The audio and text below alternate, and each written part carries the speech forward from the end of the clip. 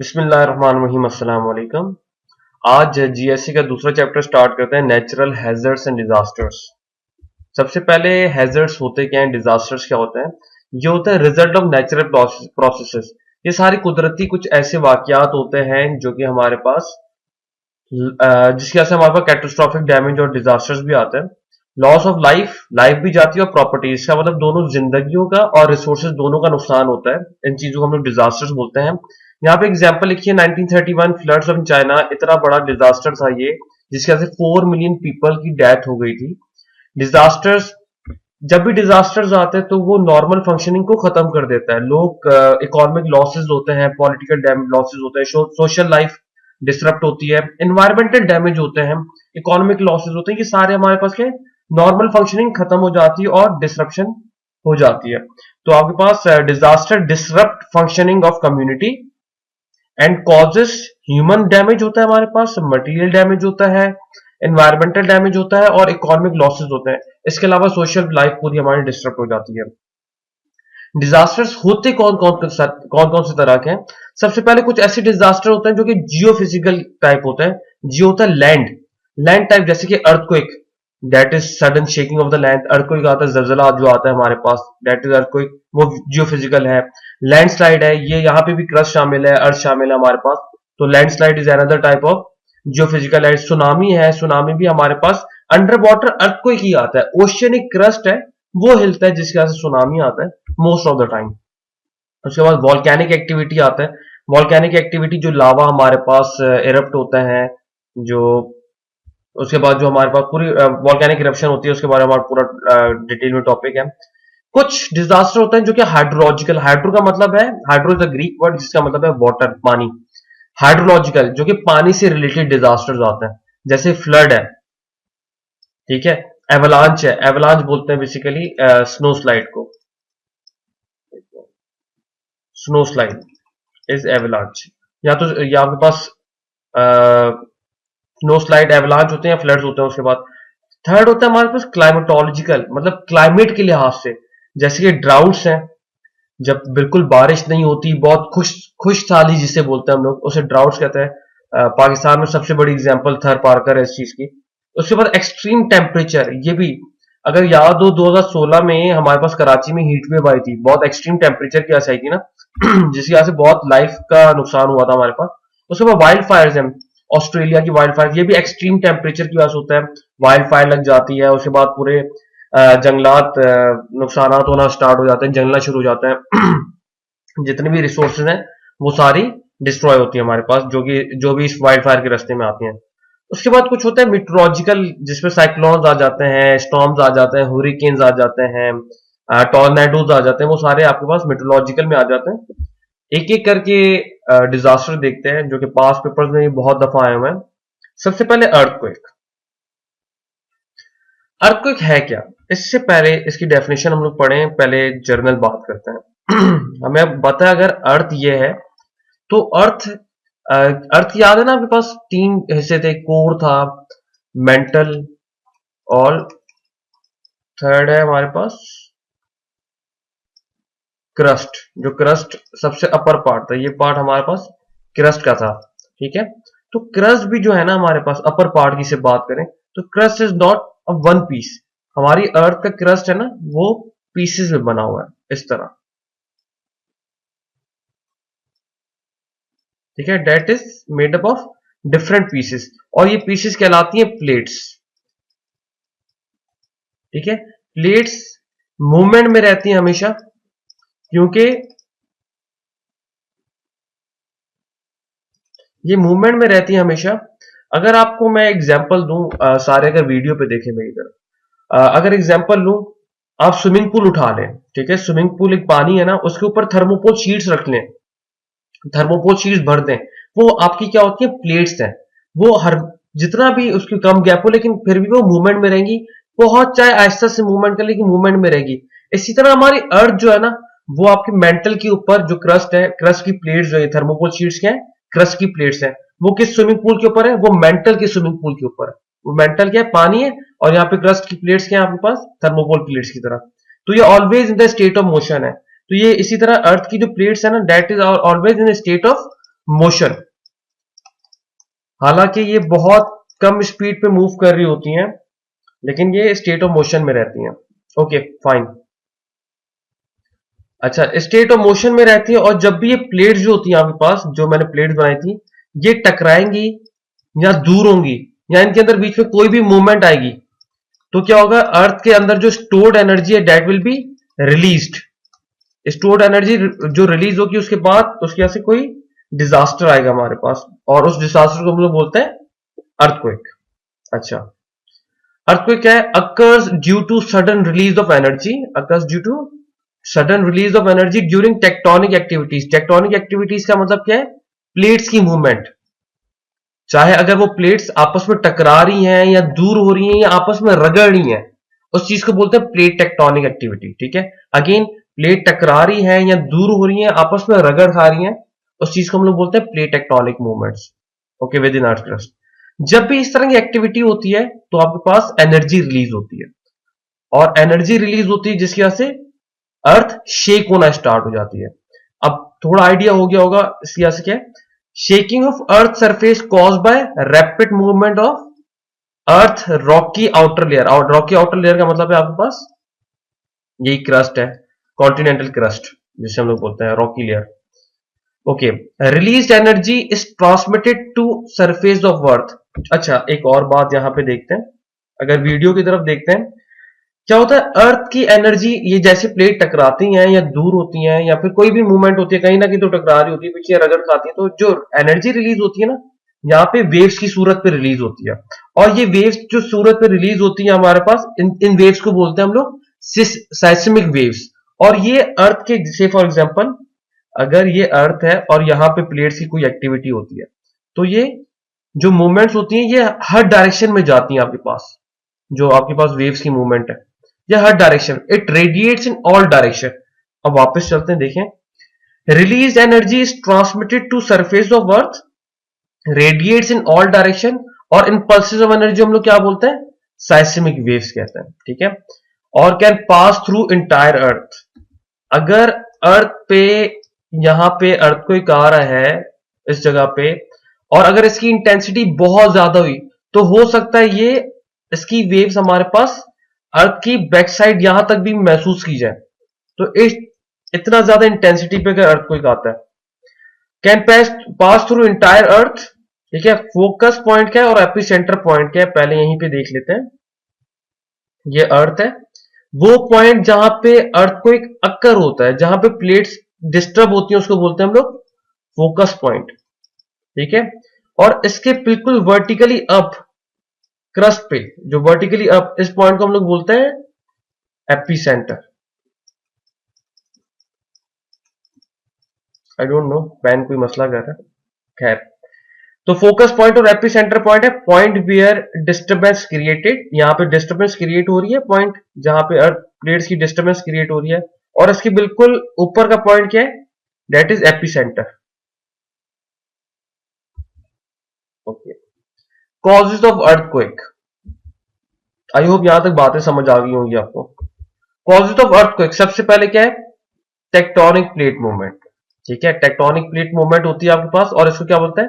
जो plates movement है, जैसे मैंने आपको बोला प्लेट्स हैं, वो मूव करती हैं अपनी स्ट्रक्चरल एडजस्टमेंट के लिए।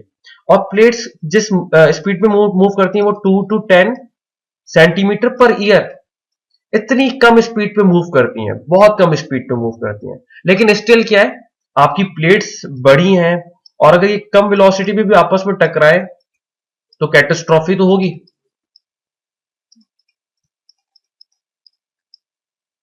ओके, कैटास्ट्रॉफी तो होगी आपके पास। अच्छा, there are 3 types of movements.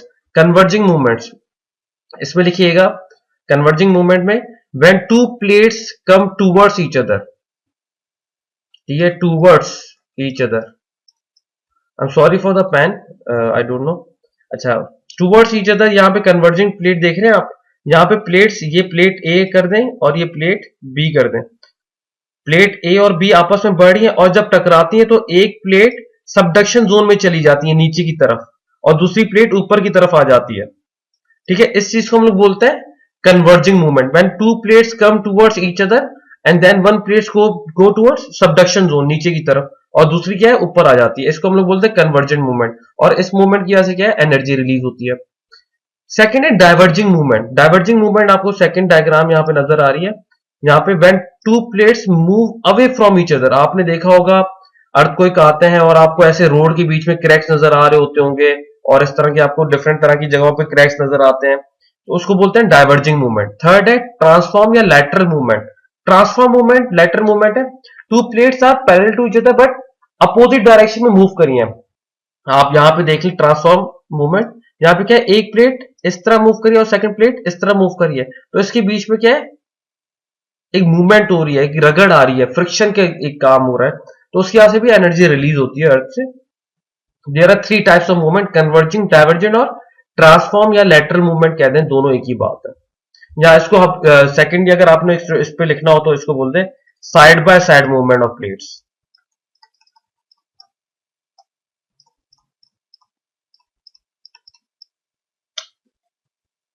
Okay, second है हमारे पास कॉज, उसका है वॉल्केनिक एक्टिविटी।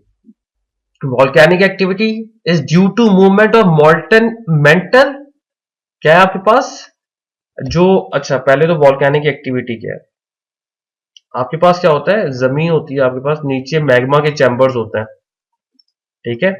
मैग्मा के चैम्बर्स होते हैं, जब इसका प्रेशर बहुत ज्यादा बढ़ जाता है तो यहां से मैग्मा इरप्ट होता है, ठीक है, मैग्मा इरप्ट होता है। जो उसके बाद क्या होता है, ये दो प्लेट्स है, जो दो प्लेट्स है, एक ये प्लेट है और एक ये प्लेट है, ठीक है, दो प्लेट्स है ना, प्लेट ए और बी। जब मैग्मा इरप्ट होता है तो क्या करता है, इन प्लेट्स को, अगेन आप वीडियो की तरफ देखिएगा, ये दो प्लेट्स हैं, मैग्मा बीच में से इरप्ट हो रहा है, ठीक है, और इन दोनों प्लेट्स को क्या करेगा, कोशिश करेगा दूर धक्का दे ताकि ये खुद यहां से इरप्शन हो। अगर वीडियो पे देख पाए तो ये दूर धक्का देता है, और ताकि इनके बीच में ज्यादा से ज्यादा फ्लो अपवर्ड हो मैग्मा का, ये लावा का। तो इन अभी भी क्या हो रहा है, प्लेट्स की मूवमेंट हो रही है, इन प्लेट्स की मूवमेंट को क्या बोलते हैं, अर्थक्वेक। तो क्या है सेकंड कॉज, वॉल्केनिक एक्टिविटी की वजह से भी प्लेट्स की मूवमेंट होती है और उस वजह से भी अर्थक्वेक आता है। थर्ड हमारे पास देखते हैं क्या कॉज है, that is the nuclear test, ठीक है, न्यूक्लियर टेस्ट। अंडरग्राउंड पे अगर आपने न्यूक्लियर टेस्ट किए और उसकी इंटेंसिटी अगर बहुत ज्यादा है, तब भी क्या है, इंटेंसिटी बहुत ज्यादा है न्यूक्लियर टेस्ट की, तब भी क्या है, अर्थक्वेक आ सकता है। फोर्थ चीज है हमारे पास डैम कंस्ट्रक्शन। डैम कंस्ट्रक्शन में क्या है, अगर आपने ऐसी जगह पे डैम बना दिया जहां पे प्लेट्स की कोई ज्वाइंट है, मतलब दो प्लेट्स यहां पे और आपने इसके ऊपर डैम बना दिया, इस जगह पे डैम बना दिया, अभी क्या है, पानी डालते जाओगे, पानी बहुत ज्यादा यहां पे भरेगा और पानी का वेट बहुत ज्यादा होता है, और हैवी लोड ऑफ वाटर की वजह से क्या है, दो प्लेट्स आपस में दोबारा दूर हो सकती हैं, और उसकी वजह से भी अर्थक्वेक आ सकता है, और एट द सेम टाइम यहां पे अर्थक्वेक के साथ साथ फ्लड भी आएगा, क्योंकि पानी इतना ज्यादा डैम में जमा होता है। Dam construction is the fourth cause, due to heavy load of water the work area, the weak area of the plate, क्या बोले, the weak area of the plate disturbs and causes earthquake, ठीक है। In the result dam will be destroyed and cause flood, dam तो destroy होगा ही होगा और flood भी आएगा और at the same time earthquake भी आएगा। तो these are the four main causes of earthquake. Seismograph, अच्छा इंटेंसिटी कैसे पता चलती है हमें अर्थक्वेक की, साइस्मोग्राफ अगर यहाँ पे देखें और अगर वीडियो पे पहले देखें उसके बाद डायग्राम समझ आ जाएगी। जैसे केमिस्ट्री की लैब वगैरह में हमें पता है वो एक स्टैंड होती थी जहां पे हम लोग चीजें सस्पेंड कर देते थे। इसी तरह एग्जांपल ले लेते हैं, ये पेपर है और ये पेन है, पेन आपने किसी थ्रेड के साथ बांध दिया और पेपर की सिर्फ जो पेन की टिप है आपने सिर्फ पेपर के साथ लगा दी। अब जब अर्थक्वेक आएगा तो वेव्स आती है ना, मैंने अभी बोला साइस्मिक वेव्स आती हैं, तो क्या होगा, पेन की डायरेक्शन होगी, इस तरह पेन हिलेगा, जितना ज्यादा इंटेंसिटी का अर्थक्वेक आएगा उतनी ज्यादा पेन हिलेगी, और क्या होगा, पेपर पे निशान लगाएगी इस तरह, जितने बड़े निशान होंगे उस तरह हम लोग समझ जाएंगे कि हाँ अर्थक्वेक उतना ही ज्यादा इंटेंसिटी का है, और जितने कम निशान होंगे हम बोलेंगे बहुत ही माइनर इंटेंसिटी का अर्थक्वेक आया। उसके बाद ये कितनी लंबी लाइन है, पूरी स्टडी है, अकॉर्डिंगली वो फिर उस पर बताते हैं। अब यहाँ पे देखते हैं हम लोग, देखें यहाँ पे क्या किया हमने, कोई स्प्रिंग लगा दिया कोई चीज, और यहाँ पे हैवी मास, क्योंकि ये ज्यादा मोशन में ना है ज्यादा पेंडुलम, तो पेन यहाँ पे लगा दी टिप पे और नीचे पेपर लगा दिया, जैसे ही अर्थक्वेक आएगा तो ये बॉल इधर उधर मूव होगा, और उसके साथ में जो नीचे टिप पे लगी हुई है, तो वो क्या है, पेन कोई पेपर पे निशान लगना शुरू हो जाएंगे।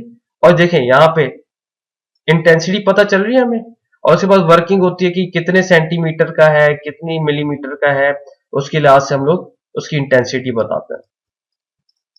तो बेसिकली क्या है, साइस्मोग्राफ हमारे पास इंटेंसिटी नोट डाउन करने में हेल्प आउट करता है। अच्छा, अब रिचर्ड स्केल क्या है?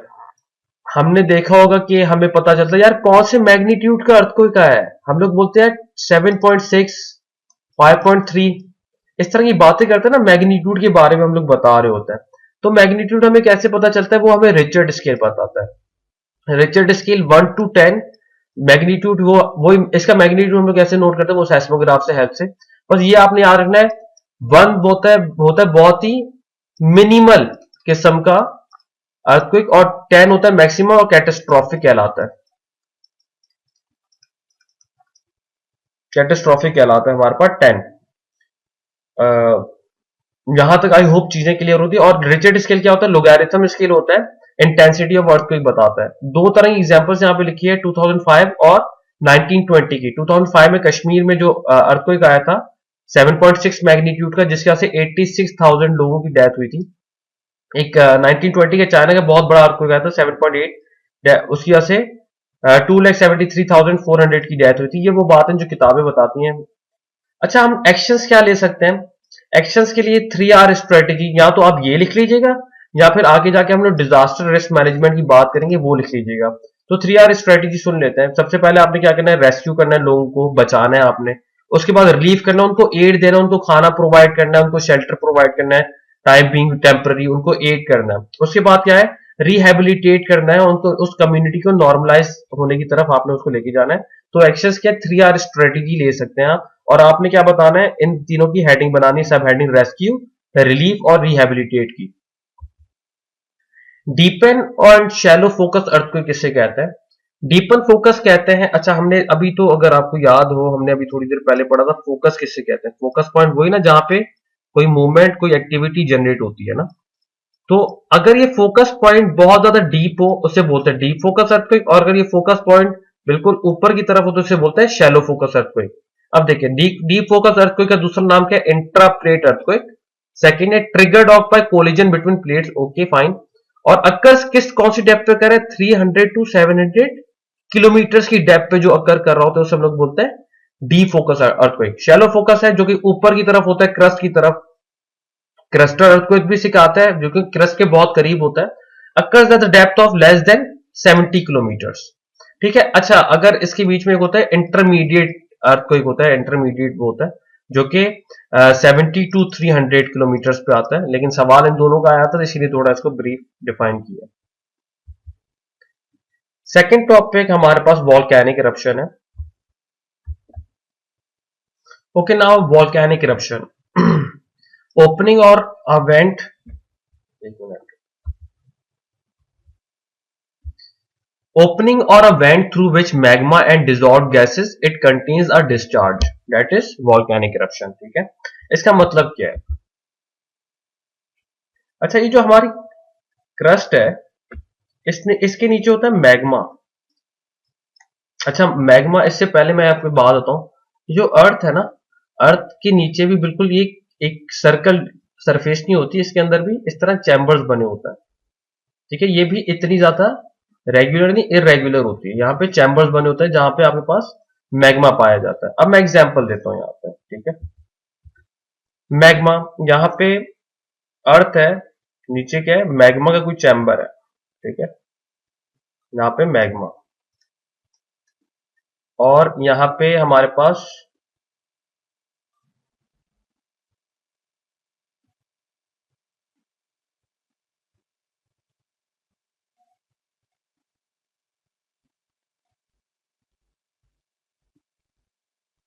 रफली डायग्राम बना रहा हूं मैं।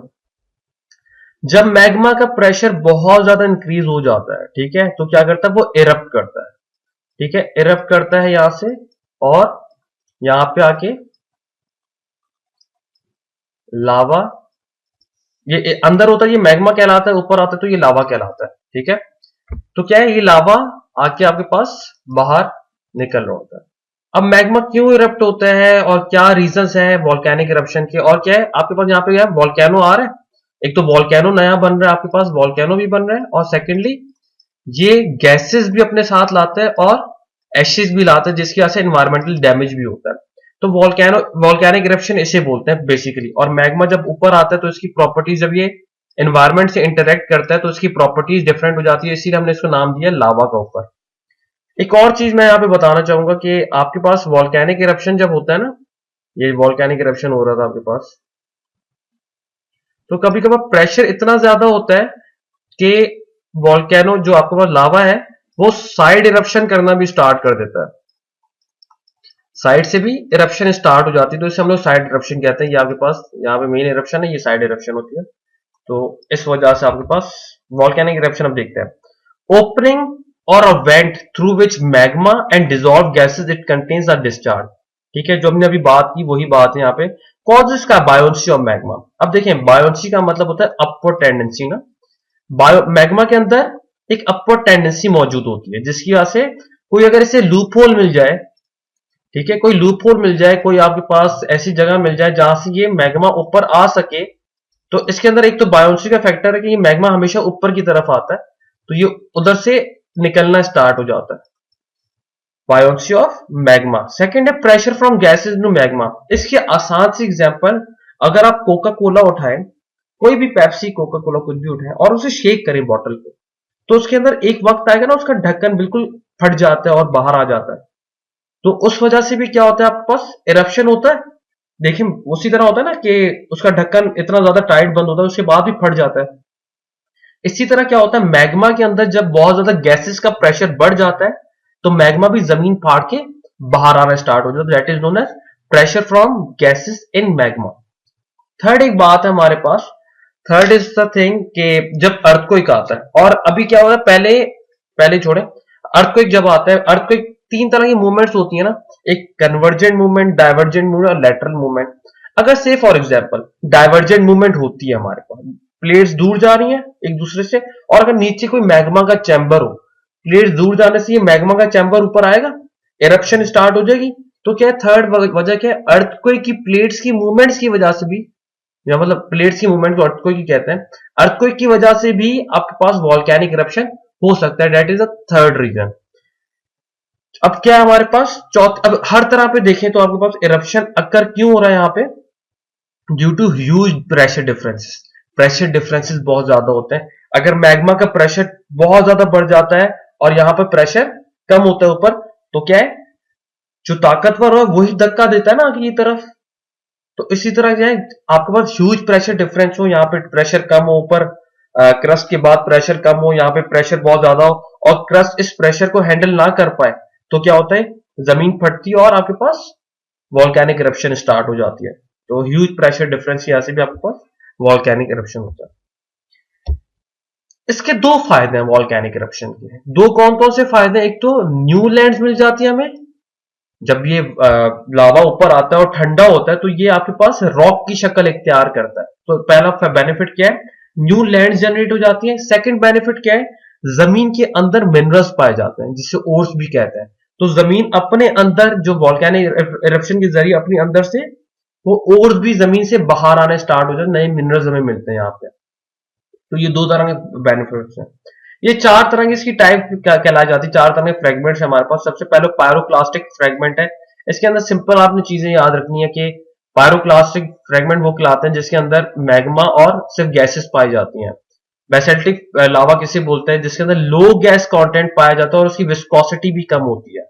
उसकी विस्कोसिटी, अच्छा विस्कोसिटी का डायरेक्ट ना जो होता है आपके पास विस्कोसिटी जो भी है, उसका आपके पास सिलिका लेवल पे जितना ज्यादा सिलिका लेवल होगा, सिलिका कंटेंट होगा, उसकी विस्कोसिटी उतनी ज्यादा होगी।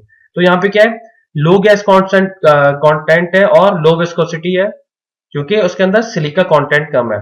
थर्ड है अब एंडेसिटिक लावा है। इसके अंदर हाई गैस कंटेंट भी है और दूसरी बात हाई विस्कोसिटी भी है। विस्कोसिटी हाई क्यों है, क्योंकि उसके अंदर सिलिका कंटेंट बहुत हाई होता है और इसके एक्सप्लोसिव किस्म के इरप्शंस होते हैं। चौथी बात है रेलोडेटिक लावा, चौथी टाइप है आपके पास। Most catastrophic in nature, complex सिलिक, इसके अंदर बहुत ज्यादा कॉम्प्लेक्स तरह का सिलिकॉन कंपाउंड पाया जाता है और एक्सट्रीम विस्कस होता है। अब जो चीज एक्सट्रीम विस्कस होती है, अगर शहद की एग्जांपल ले लें, शहद को थोड़ा आप शेक करें, थोड़ा मतलब खाली आधी शहद की बोतल उठाएं और उसे शेक करें, आप देखेंगे गैस के पार्टिकल्स जो हैं, एयर बबल्स जो हैं, वो अंदर इंट्रैप्ट होंगे। ठीक है, वो इतनी, जैसे पानी में तो फौरन आ जाता है ना, आप थोड़ा पानी शेक करो, थोड़ी देर के बाद देखो पानी नॉर्मल होता है, लेकिन हनी के अंदर आप ऐसा करेंगे तो शहद के अंदर क्या है, आपको गैस जो बबल्स हैं वो इंट्रैप मिलेंगे। इसी तरह जो हाई इतना ज्यादा एक्सट्रीम विस्कस होता है, वो आराम से गैस पार्टिकल्स को वहां से एक्सक्रीट आउट नहीं होने देता, तो उसको क्या कहता है, इंट्रैप कर देता है। इस तरह के लावा क्या करते हैं, आपके पास गैसेस को इंट्रैप कर देते हैं। जब इसका इतना ज्यादा प्रेशर बढ़ता है तो अचानक से जमीन फाड़ के बहुत खतरनाक तरीके से सामने आता है, तो दैट इज फोर टाइप। अच्छा, सुनामी की बात करते हैं, थर्ड टॉपिक सुनामी। जो चीजें क्लियर ना हो तो कमेंट सेक्शन में भी पूछ सकते हैं या फिर ईमेल कर दीजिएगा, मैसेज कर दीजिए, कुछ भी। Tsunami, third type. तो थर्ड कैटास्ट्रॉफिक डिजास्टर, सुनामी के बारे में जनरल पहले बात करते हैं, उसके बाद सुनामी टॉपिक देख लेते हैं। अच्छा, हमारी जो लैंड है ना, पानी जो है हमारे पास, जो कोस्टल एरियाज होते हैं, वो हमारे पास कुछ इस शेप के होते हैं। पानी यहां से फ्लो करता है, जनरल बात कर रहा हूं अभी। अच्छा, कोस्टल एरिया देखें आप, अगर सीवी वगैरह जा रहे होंगे, कहीं पे भी जा रहे होंगे, तो आप देखें जैसे जैसे आगे बढ़ते हैं तो गहराई बढ़ती जाती है ना, तो नेचुरली ये होता है। कुछ हमारे पास है जो कि डीप सी है, वो एक एक्सेप्शन है। पानी क्या होता है, यहां से फ्लो करता है इस डायरेक्शन में, सी करंट इस तरह डायरेक्शन में फ्लो करता है और यहां तक पानी पहुंचता है और उसके बाद वापस जाता है रिटर्न इस तरह। ये नॉर्मल कंडीशन है हमारे पास पानी की।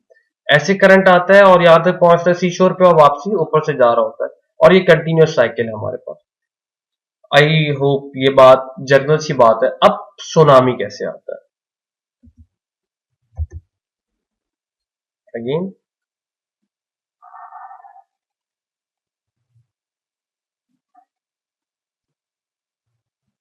Tsunami most of the time ना अर्थक्वेक की प्लेट्स की वजह से आता है। 95% अर्थक्वेक की आ सकता है, और अर्थक्वेक कहां पे, ओशियनिक क्रस्ट पे अर्थक्वेक। अच्छा, पेन के लिए आप सॉरी, और इसको आप संभाल लीजिएगा, जो मैं बोल रहा हूं वो नोट डाउन अगर आप करना चाहें तो। ओशियनिक क्रस्ट, जब यहां पे अर्थक्वेक आ गया, ठीक है, अर्थक्वेक, यहां पे एग्जांपल करते हैं कि यहां पे कोई शिप भी इसी अर्थक्वेक की जगह से ऊपर, अच्छा शिप ये, ठीक है, ओके फाइन। अर्थक्वेक यहां पे आ जाता है सी फ्लोर पे, तो होना क्या चाहिए था यहाँ पे, अर्थक्वेक की वजह से यहाँ पे इतनी बड़ी लहरें, मैंने बोला था ना अर्थक्वेक जहां पे आता है फोकस उससे ऊपर ही सबसे ज्यादा डैमेज होता है एपिसेंटर पे, तो होना क्या चाहिए था, इसकी लहरें ऐसे उठती और शिप को तबाह बर्बाद कर देती और उसके बाद आगे बढ़ता जाता है अर्थक्वेक। लेकिन ऐसा हो नहीं रहा, ऐसा बिल्कुल नहीं हो रहा। हो क्या रहा है वो देखते हैं।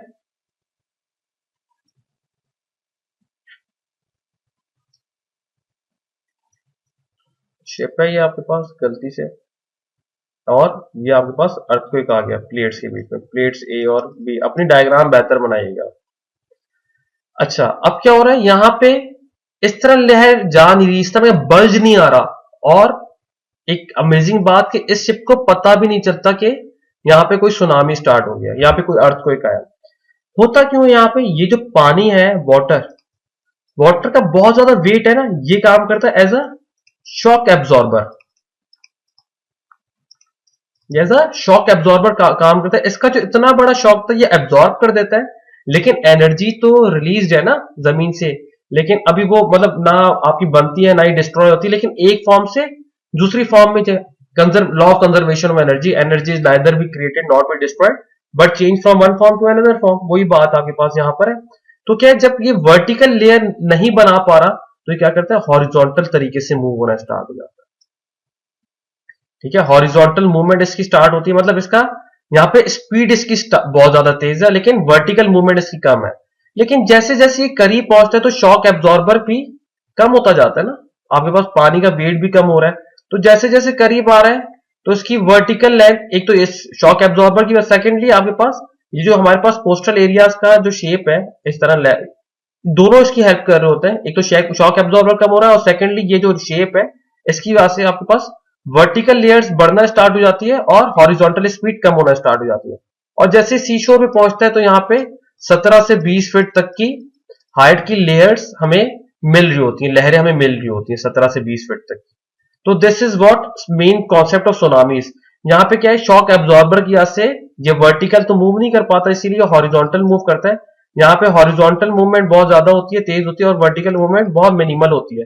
जैसे जैसे आगे बढ़ता है तो हॉरिजॉन्टल मूवमेंट मतलब स्पीड कम होती जाती है, और वर्टिकल हाइट जो है लहरों की वो बढ़ती जाती है। और अल्टीमेटली यहाँ पे क्या होता है, स्पीड बहुत कम होती है और हाइट आपके पास एम्पलीट्यूड जिसे बोलते हैं हम लोग, लहरों का एम्पलीट्यूड, वो वहां यहाँ पे सबसे ज्यादा होता है। मैं वर्टिकल हाइट की बात करूं, यहाँ पे वर्टिकल का मतलब है हाइट, और हॉरिजॉन्टल मतलब speed of the waves.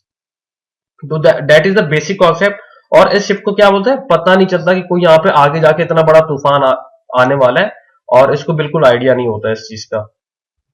Okay, now what is tsunami? Tsunami is movement of energy through water. हमने अभी शेप देखी, movement of energy through water किस तरह हो रहा है। सुनामी असल में जापानीज वर्ड है जिसका मतलब है harbour wave, wave cause by sudden movement of oceans due to earthquake. और एग्जैक्टली एक बात आपने याद रखनी है, अर्थक्वेक तब भी यहां पे क्या होगा आपके पास, सुनामी आएगा जब अर्थक्वेक की इंटेंसिटी 7.0 मैग्नीट्यूड से ज्यादा होगी। जब अर्थक्वेक की इंटेंसिटी 7.0 मैग्नीट्यूड से ज्यादा होगी तभी जाके सुनामी जनरेट होगा वहां पे।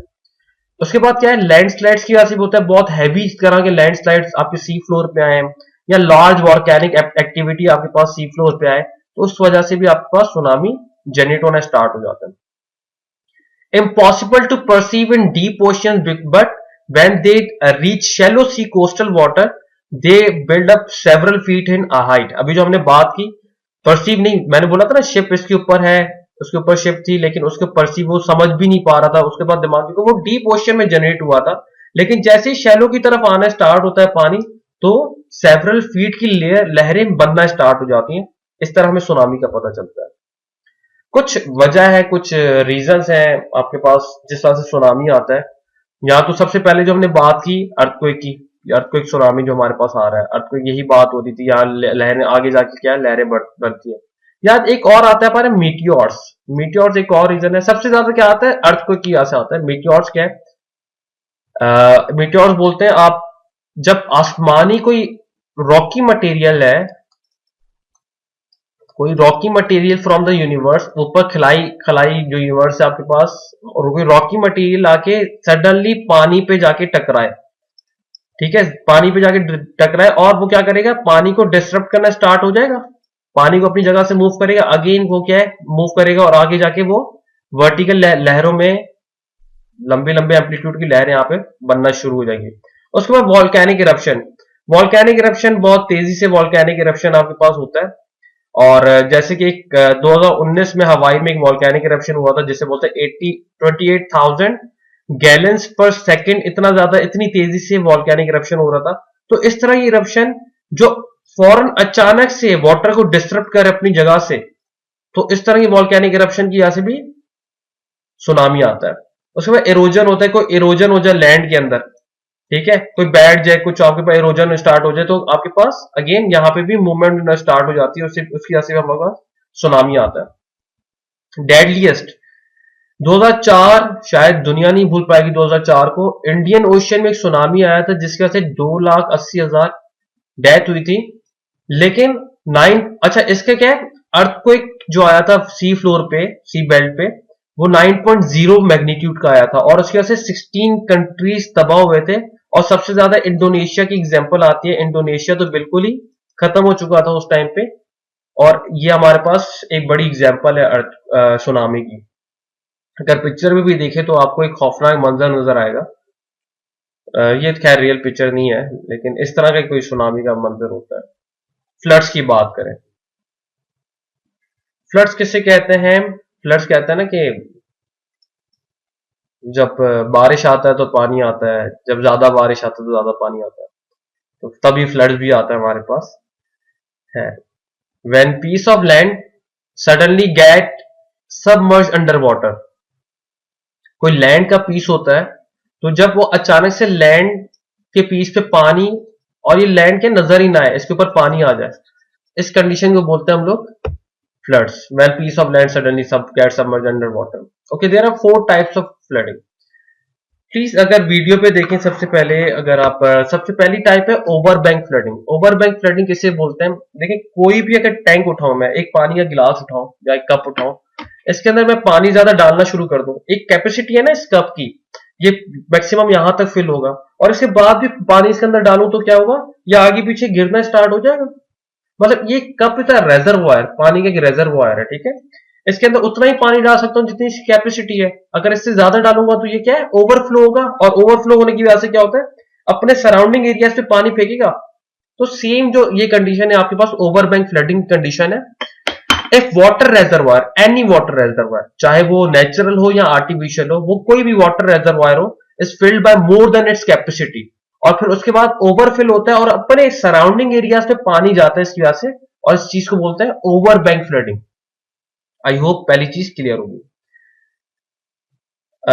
सेकेंड है फ्लैश फ्लडिंग। फ्लैश बोलते हैं अचानक से, सडन, रैपिड, ठीक है, ड्यू टू हैवी रेनफॉल। अगर आपको याद हो 2020 या 2021 में कराची में बहुत तेज बारिशें हुई थी, और जिसकी वजह से कराची के अंदर कोस्टल फ्लडिंग आ गई थी हमारे पास। कोस्टल फ्लडिंग और अर्बन फ्लडिंग, जिससे, सॉरी कोस्टल नहीं, अर्बन फ्लडिंग, कोस्टल नहीं है, कोस्टल अलग चीज है, ठीक है।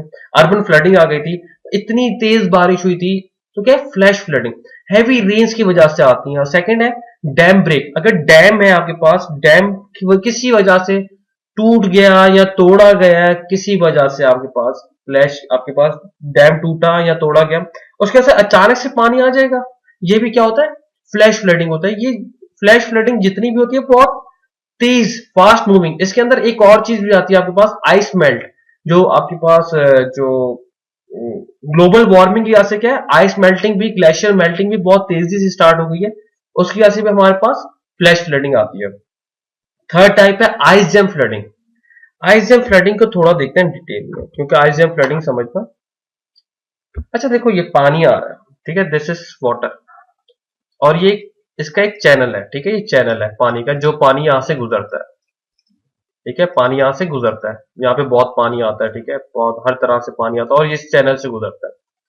लो टेम्परेचर पे, सॉरी, बहुत लो टेम्परेचर पे, हाँ, प्रेसिपिटेशन की वजह से, या फिर बाहर उधर से ग्लेशियर कोई पिघलने, कुछ high chunks, high chunks of ice भी साथ साथ लाते हैं, बहुत हैवी चंक्स ऑफ आइस भी अपने साथ साथ लाते हैं। क्या हो, चंक्स आके हो सकता है यहाँ पे फंस जाए एक चंक, ठीक है, हो सकता है सेकंड यहाँ पे फंस जाए, थर्ड यहाँ पे फंस जाए, फोर्थ यहाँ पे फंस जाए, ठीक है। आपके पास चंक्स जमा हो के इस चैनल का रास्ता रोक दें, मतलब यहाँ पे पानी का रास्ता ब्लॉक हो गया ना, पानी यहाँ पे ब्लॉक हो गया, ठीक है। इसने क्या किया, आइस के चंक्स ने इस रास्ते को रोक दिया, पानी के रास्ते को। अब पीछे जो पानी आएगा वो आगे तो मूव नहीं होगा, तो क्या है, टेम्परेरी डैम बन गया।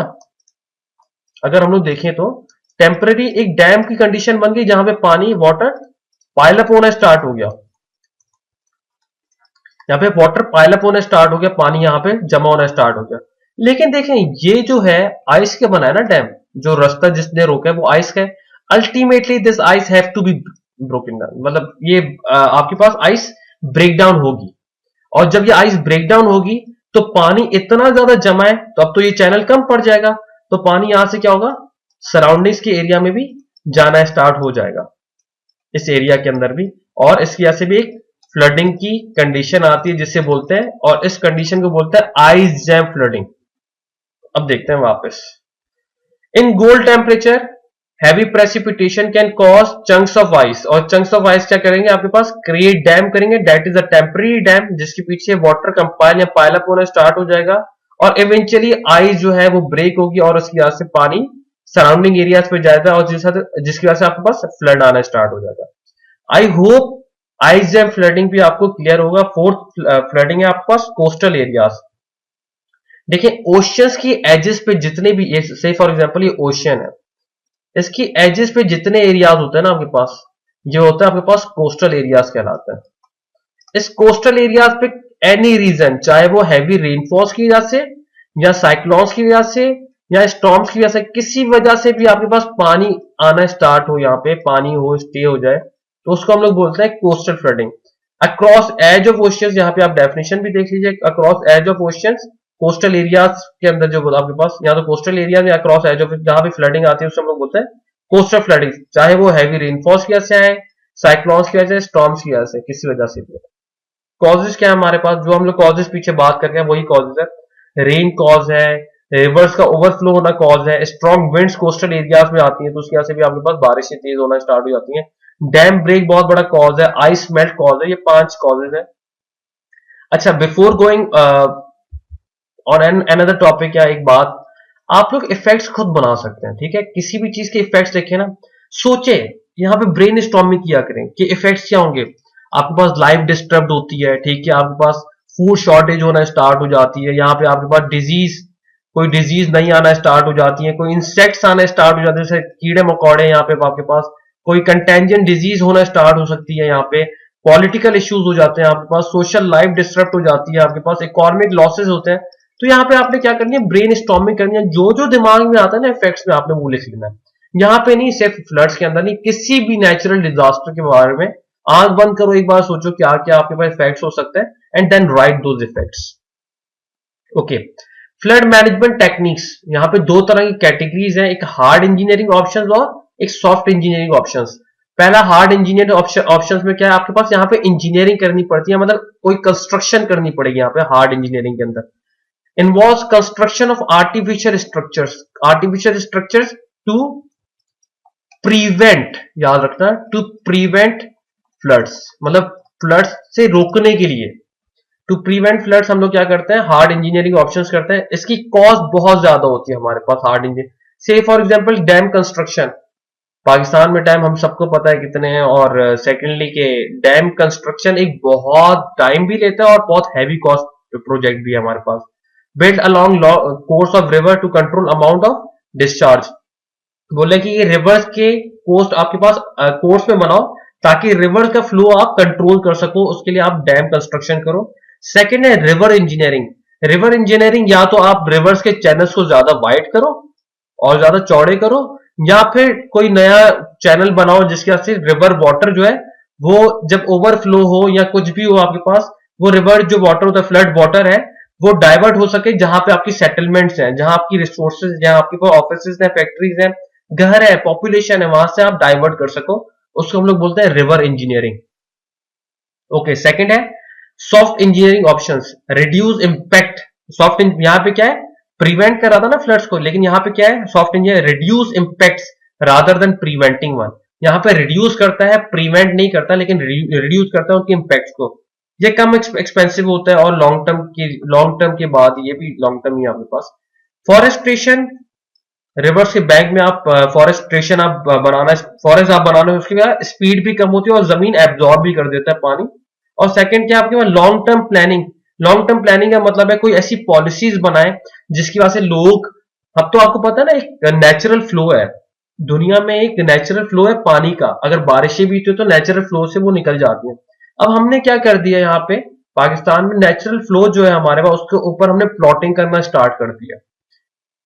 अब जैसे इस्लामाबाद की आया था E11 सेक्टर पे कोई फ्लड आया था, तो उसके ऊपर पता चला था कि आपने नेचुरल फ्लो के ऊपर आपने वहां पे प्लॉटिंग कर दी थी। तो पानी का जो नेचुरल फ्लो है ना, वहां पे आप प्लॉटिंग इजाजत ना दें, वहां पे आप उनको जो नेचुरल फ्लो है वहां से पानी गुजरे तो फ्लड कम से कम नुकसान देगा।